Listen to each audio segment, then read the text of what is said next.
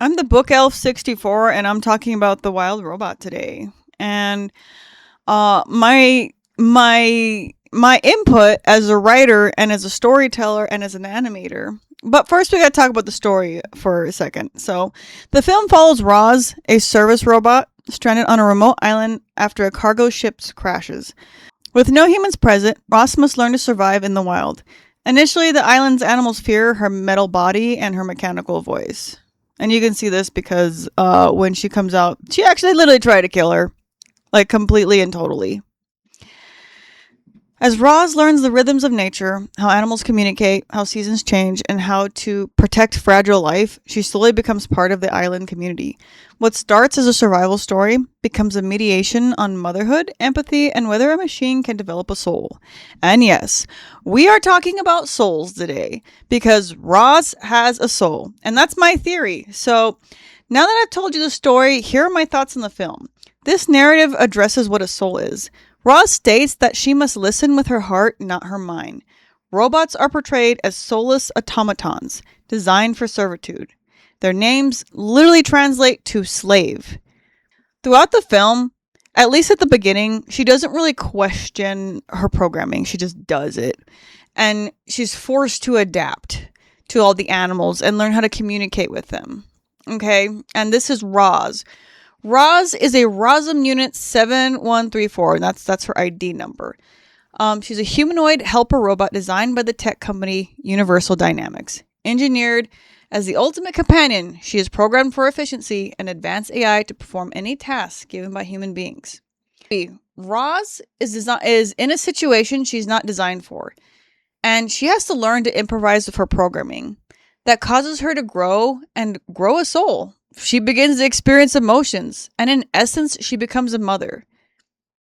And specifically, she becomes a mother to Brightbill, a goose. But we will go into that in a second.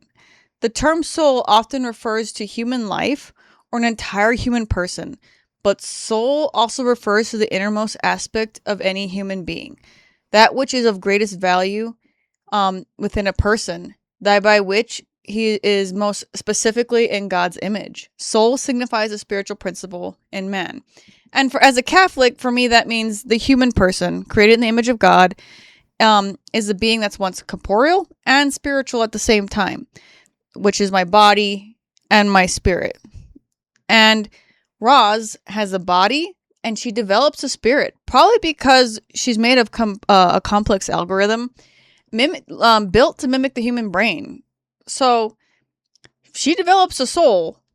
You can even say she mimics a soul and eventually develops something authentic. But let's go back to Brightbill. So Brightbill is a baby goose. So early on, at the beginning of the movie, Roz is having a hard time. Everyone hates her. Everyone wants to kind of kill her. And she's on her own. So while Roz is fleeing all the animals attacking her, she accidentally falls on top of a goose and crushes its eggs. And there's only one baby goose egg left. And because she's a Rosm unit looking for a purpose, she decides it's only logical that her new client, because she's built to serve a client, is this baby goose. So she decides to take this baby goose, who's later named Brightbill, under her wing. Literally under her wing, so to speak. So she takes care of him, she raises him, and throughout the film you watch her grow with him. But we're going back to this is Roz in a situation she's not designed for on a remote island. And what I'm asking so much in the show, because we start with Roz on the island doing her own thing, following her programming, to Roz evolving and eventually questioning why she was built, what her purpose is, and then eventually making the ultimate sacrifice and protecting everyone on this island. Okay, but let's keep going. All right. So Roz develops a soul. The term soul often refers to human life or the entire human person. But soul also refers to the innermost aspect of what a human being is. That is what is greatest value to him, that which he or she is most specifically in God's image. Soul signifies a spiritual principle in humanity. The human body shares its dignity of the image of God with the image of God.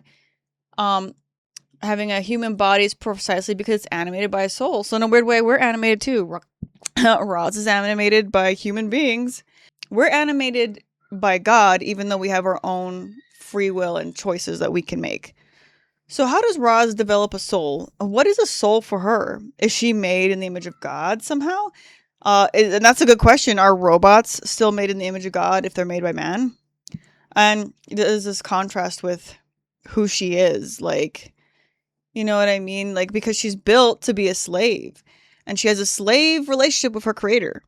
But we don't have that. At least according to Catholics, we do not have the slave relationship with our creator. Like, our creator loves us so much that he died for us. And again, if you're not Catholic, I'm just giving my Catholic 2 cents, because as I watch this movie, it's really hard to keep that voice in the back of your head quiet when you're like, I think Roz has a soul. And so I had to ask myself, does Roz have a soul? And can robots develop souls? If they're designed similar to humans, not just in appearance, but in brainwaves and how their robotic brains work, is there a point that they develop a soul? And you can see this through multiple other, like, okay, I know we're talking about a children's movie, but this theme is one of the biggest sci-fi themes ever. And the biggest example would be Data from the Next Generation of Star Trek. Data is an android.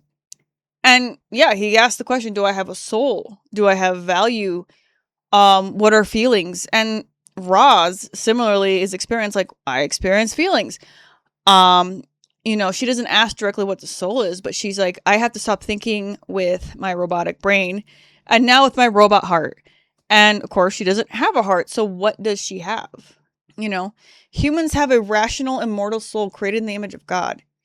AI, regardless of its complicity or ability to mimic our intelligence, we human beings just say they're an artifact. They're not a person. And an AI can mimic human thought and emotions, but does not possess consciousness, free will, or a spiritual nature. But because she possesses an AI, she's only mimicking human emotions. But because she's been forced to adapt, she eventually develops something different, something not quite robotic, something not heartless and nor slave-like. And most people within robotics, and even Catholic people, like thinkers, like theologians, think that even if artificial life were developed or entirely made of computer circuits, would be fundamentally different from a living organism with a soul. So even if a robot had a soul, it'd be different from our soul, which I think is fair. But I'm going to challenge this, and I'm going to say, if you mimic human traits, especially motherhood, can that mimicry become permanent, like a unique code? Can we grow a robotic soul? Does Roz, by learning compassion, love, and self-sacrifice, truly gain the traits that create a soul? As a Catholic, I believe self-sacrifice, compassion, and unconditional love come from God. And in my case, that's Jesus. And even if you aren't religious, it's clear that Roz, through observation and learning from her animal friends and mothering her goose child, transcends her programming. At the film's climax, when Brightbill, the goose, encounters another Rosm unit, they come across as one-dimensional and slavish. They lack all sense of soul. That's why they submit into servitude and never question or feel, and are content to perform tasks mindlessly. Even the villain, Vantra, Ross's antagonist and opposite. And Vantra stands for Virtual Observational Neutralizing Troublesome Retrieval Authority. And the troublesome retrieval is Roz. She's sent to come find Roz because Roz is thinking for herself and doing her own thing. And she is a ruthless administrative robot sent by Universal Dynamics to capture Roz. She hides, she has also, the other thing about Vantra, which is interesting, is she is like mean. She is cold, unfeeling, but she kind of has a cheery demeanor. And in a way, she's kind of learned to be manipulative. Her programming clearly isn't kind. And while we don't see much of Vantra or know much about her, she's kind of malicious. And she's supposed to be the foil to Roz. And a foil is like, maybe the foil to Harry Potter could be Malfoy. In a bigger sense. Yeah, so Vantra doesn't even think twice about killing Roz or taking her memories. So at one point, Roz's memories are gone, and she's technically dead. But she's rebooted by Brightbill because he comes in to save her, the little goose baby. And essentially, she's been like factory reset, but still Roz remembers him because she has a soul. And I believe it completely. And you can say that Vantra is soulless in her cruelty. Like, she did not think twice about taking it. Even Roz pleads with her saying, can I at least have one memory? And she's like, no. Bye. And bad people are often described as soulless. It's a metaphor for lacking empathy, consciousness, or human connection, appearing to be hollow or empty shells that prioritize self-interest above all else. And this comes from people's actions often reflect a complete disregard for others' pain, suffering, mirroring a lack of moral, emotional, or spirituality associated with having a human soul. So as human beings, universally, whether you believe in God, whether you don't care, we all have this idea, regardless of what culture we're from or religion or person we are, that we're, that there are bad people and there are good people. There are good behaviors, there are bad behaviors, and that's universal. And while most people would say that's evolved, not necessarily. Like, I believe there is something more to that. And Roz grows a soul by mimicking mothers, learning compassion and self-sacrifice. And not all mothers love their kids, but universally, we want mothers to love their kids. And that's something that we don't know where that comes from. But every culture believes that mothers should love their babies. And in this case, Roz becomes a mother and she loves her baby, Brightbill, sacrificing everything, putting her well-being and health. Like, there's a point she loses a leg to protect this baby goose so that he can learn to fly so he can live. And eventually at one point, the baby goose finds out that Roz killed his mother. But another goose later comes up to him and says, hey, that accident that killed your mom saved you. Which means that because he was a little runt, likely he would have died anyways. Because, we don't really know if those types of geese were made to be where Roz is at, in the wild. He was the only one of his kind. He was smaller. And on top of being a smaller species, he was a runt of the litter. So Roz kind of makes it possible through love for him to live. So Roz mimics mothers, beings with a soul. And universally, even if you don't believe in God, a lot of people believe I have a soul. Or they say it, Roz, and by imitating life and love, she forges her own soul, one that endures even after she resets. And we know because at the end, she remembers Brightbill. But the reason she leaves and goes home and gets her memories wiped and goes to her people and becomes a boring Rosm unit is because she knows if she stays in the woods with all the interesting animals who are now all aware of each other and now all friends because of Roz and because of her contribution to their society, essentially, they're going to keep coming to kill her. And they're going to keep sending Vantra units, or Vantra will get rebooted to just keep it in a cycle. We're going to kill her. We're going to get her. Whatever, So she gives up her life so that people can live. And for me, as a human being, God gave up his life so that I could live. In a way, Jesus is my Rosm unit. Now, I get it. That's weird. But, that's just how I feel. As an individual on this planet who has a spirituality, that's how I feel about it. And people will feel different anywhere else. But when I was sitting in that movie, immediately thought, Roz is a soul. One that she created by mimicking human beings. And if you're not sure about this, the anthropomorphic animals stand in as the humans. Because they teach her how to mother. And the example is the possum mother. She kind of shows her the ropes a little bit. And Roz from there immediately starts growing. I actually think this poses interesting questions about whether real AI could, in essence, have a soul by learning compassion. Overall, for the movie, The WildRobot is a beautiful reminder that animated films can tell gentle, thoughtful stories without relying on constant fart jokes or explosions every 5 seconds. Okay? It's emotional, visually stunning, and surprisingly philosophical for a family movie. And I have not seen a movie like that in so long. I was so jaded. I didn't watch this movie in theaters. So then I saw it and I was like, this is my top 10. Like, I don't have a lot of movies I love. This movie is emotional, visually stunning, and surprising philosophical for a family movie. By the time the credits rolls, I just found myself moved. I mean, I was going to cry a little bit. I don't cry. I mean, I felt it. I was like, this is it. This is the movie. And I don't regret it.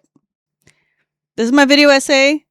Tell me what you think. What do you think about souls and robots and AI with souls? Because right now AI is taking over the world and it's pretty darn soulless. Okay? All right. It's not just a resource. Like, it's actually destroying our planet. Okay, AI is more like Vantra, so maybe we need some Rosum units, guys.